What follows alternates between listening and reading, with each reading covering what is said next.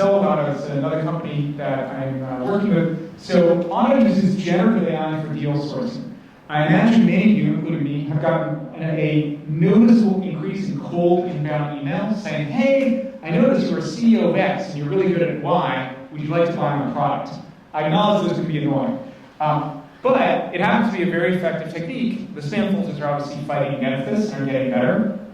Auto is applying this generative AI use case in the world of deal sourcing for families and PE funds. So there are emails going out saying to a CEO of, say, mid-market companies in the Midwest, or whatever the fund says in their target, saying, hey, congratulations on a recent award, and we're a PE fund, and we specialize in this space. Would you like to talk about selling your company? As an investor, what I like about this is they have a virtuous circle where they learn what language gets a higher response rate from the CEOs. They've also built processes to filter for all the hallucinations that could cause reputational damage. So you can imagine, congratulations on your recent news story in the local paper in Chicago, but it's actually sort of about some scandal, right? The AA may not be sensitive to the fact that not all news coverage is positive. So what they found is that this significantly increases efficiency for deal sourcing, increasing the proprietary deal flow you get. As with all such tools, it's only as good as what effort you apply, right? If you use this tool to say, I'm looking for mid-market deals, right, that's way too big to compete with the world. If you as an organization, you're a family that made your money in real estate, you say we're looking for real estate deals of such and such type in these geos, you have a lot fewer competitors, your emails will get a much higher response rate because you will say, we specialize in real estate deals of this type. Another area of increased efficiency is there are a whole bunch of vendors who want to be the Bloomberg private companies. They're using AI to scrape a whole host of data sources, all the data exhausts out there, in order to figure out what's the headcount of a private company, how much revenues are they making. This is easier in some countries in Europe where this information has to be filed. In America, we're not so fortunate. So you have to figure out ways to pierce the corporate veil and figure out some data about them so that then you can go into these databases and look for the companies that fit your particular investment mandate. Another use of AI is content creation. I'm an investor in 2 companies in the space, Contently and Social Native. What they're doing, for example, Social Native creates on-brand video and audio content. One of their clients was Coke. Coke had a global campaign called Coke on the Beach. And the imagery on Instagram for Coke on the Beach in Saudi is very different than Coke on the Beach in Brazil, right? And so they had to create content that fit each of those cultures and regulatory regimes that then could be pumped out to those different social media channels. And they've had investors use it as well for visibility in their industries of interest. Another area where I see greater opportunity to increase efficiency is gated online communities. So in every sector and every type of investor, there are gated communities you can join, depending on the level of filter, which can increase your efficiency in sourcing deals. I've listed here some for private equity, some for the angel world, and these are ways to, and again, all these slides are on my website, these are ways to identify the right co-investors for you and do that in a way that might be more efficient than the traditional mechanism of going to conferences, which is great, and I like conferences, but it's not necessarily something you want to do 24/7. This also applies to customer reviews. So in my mini VC avatar that I mentioned earlier that I created, which is free to use by the way, so one of the things you can use it for is, hey David, write an investment memo for me. So how do you write an investment memo? Well, one of the things that I ask my analysts to do is go onto Product Hunt and other sites that have customer review data and see what do people say about this particular product. Do a sentiment analysis of what people are saying. This is something that AI is really good at. And so people are using AI to scrape the data on these sort of websites where people say, what's the best cybersecurity vendor for anti-email phishing, whatever, and find out the right vendors for your particular use case. So another example of innovative use of technology, a little old school, but I love it, is a PE fund that sources a deal via job board. So there's a PE fund called Hamilton Robinson that had a Dartmouth grad, that's one of the partners, and he put an ad on the Dartmouth job board saying, we're looking for CEOs to back and management buyouts. And that ad got passed to a friend of the Dartmouth grad who said, yeah, that's me. My paycheck is 75 and there's no logical successor and I want to buy the company from and I can't afford $100 million. So he reached out to Hamilton Robinson, and they put together a deal, and they acquired a company of which the CEO was CEO from the patriarch, so that he got liquidity. So are you taking advantage of job boards or deals? Most people are not, but it's a very, very cheap way to get deal flow that most people are not using. So another data source that people aren't leveraging fully are the mid-market investment banking universe. So at the world of super large cap deals, right, there's a tiny number of bulge bracket banks. But most companies that your average family office is considering investing in and how they pay their wealth, they're in the mid-market. And those deals get brokered through the thousands and thousands of small investment banking boutiques scattered around the country who do 2 deals a year, right? So how do you get on the short list to get the call when they're shopping around that company in Chicago that's 30 million revenues that you may be super excited about, right? You need to have some relationship with them. So there's a firm called Set Play Strategies that scrapes all the data as to who brokers which deal, where those banks are located, and then gives you recommendations on which banks you should make a point of meeting with when you're in Chicago so that you are more likely to get the deal flow when they come across a transaction that fits your profile. They literally will help you plan your travel schedule, like who you should meet with and which neighborhood in Chicago, so you can most efficiently use your time. So another example of AI is N26, it's a VC firm in Europe. Because they've been around for many years, they have a very, very rich database of pitch decks and other content from thousands and thousands of companies. Obviously far beyond what any one individual at the firm can remember. So they built their own custom LLM, large language model, based on this data. It's like the custom GPT I referenced earlier that I built for myself. And it allows them to say, hey, what was that company I met 3 years ago in France that did email phishing software, right? And it pulls it up, and you can then follow up and say, hey, what happened to the company? Maybe we should buy them, right? Whatever the reason is for your query. And so it creates a very helpful organizational memory, and also allows you to make queries into the specific company that you're investigating at any given time in an easy-to-use format.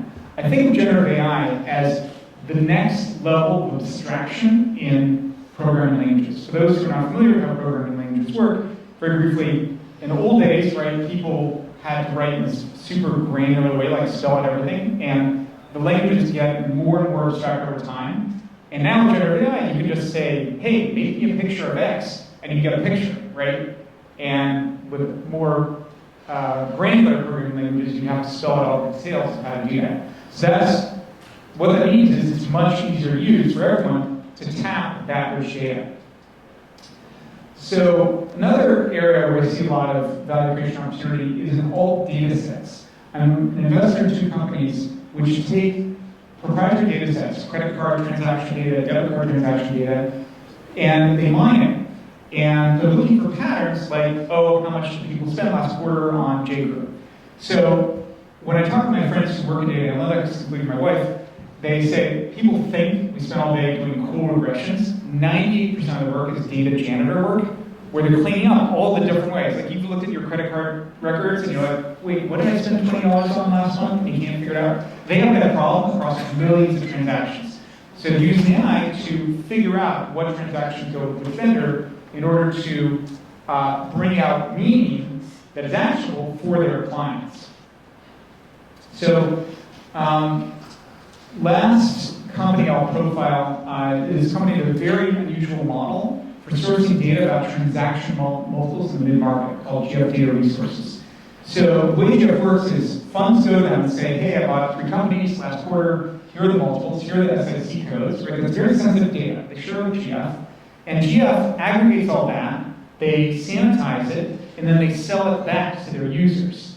So what I like about that is they figured out a unique pipeline of data, and it helps you as a negotiator when you're engaging with the company to understand what are the market norms and say to your counterpart, who is usually less financially sophisticated than you are, what are the typical multiples at which companies of their type trade, and that can give you an edge in negotiation. So fundamentally, the AI revolution is rolling, right? It is absolutely a filter when I think about hiring, when I think about who I want to work with, who I want to finance. And so I strongly encourage all of you to play with this technology.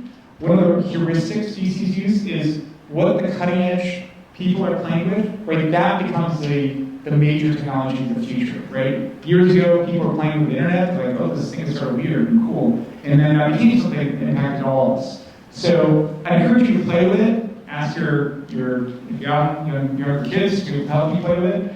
And that will open your mind, your eyes, to the tremendous opportunity to increase your productivity, increase your ability to brainstorm new ideas, and augment yourself with your own AI avatar. Thanks so much.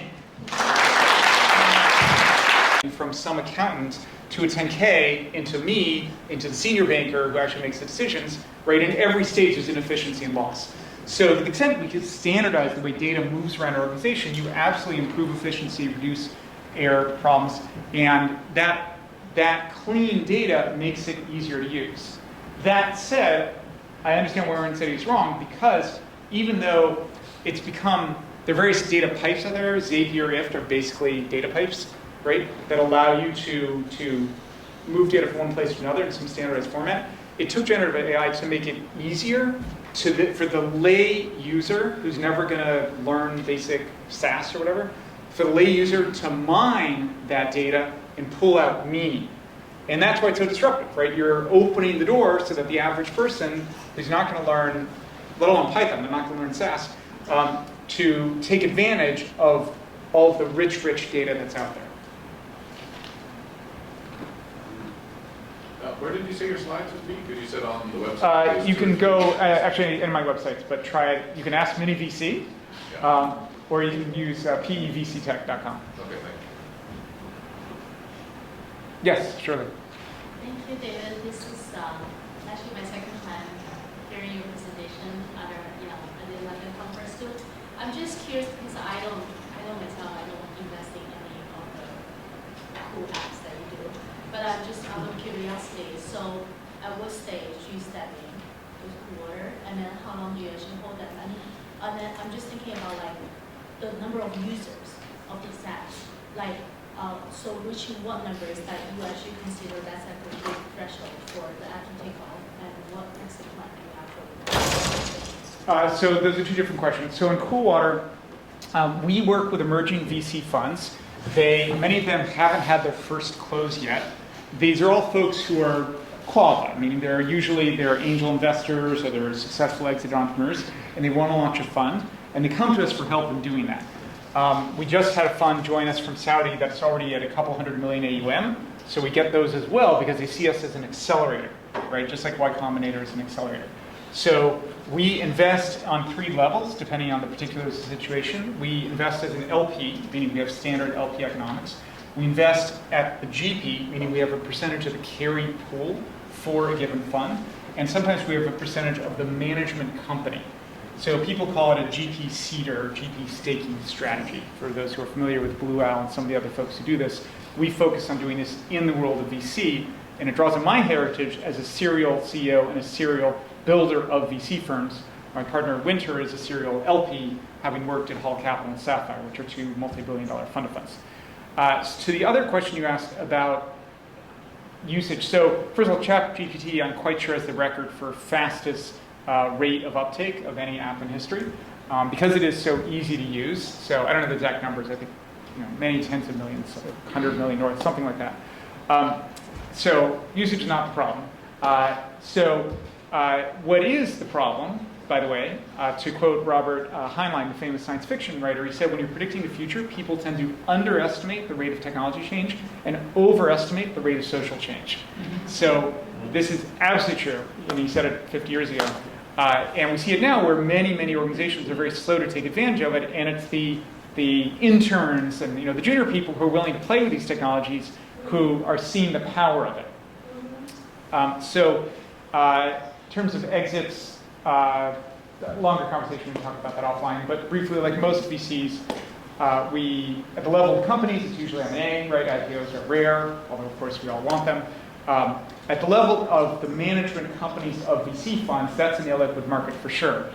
So what usually happens in this world is you get, as an investor in the management company of a fund, the managers themselves can buy you out. And then there's a emerging industry of firms like Blue Owl, which could buy out our stake. in the management company of a given fund manager.